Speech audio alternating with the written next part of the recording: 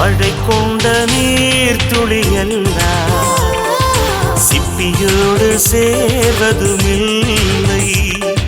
சிப்பி கண்ட நீர் துளியெல்லாம் முத்தென்று ஆவதுமில்லை. நீர்த்துளி சிப்பில் சேரட்டும், மழைக்கு குட் லக் சொல்லுங்கள்.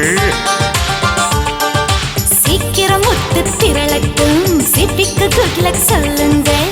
ஹே ஹே ஹே ஹே தென்றலே தென்றலே சோலைக்கு குட் லக் சொல்லிவிடு.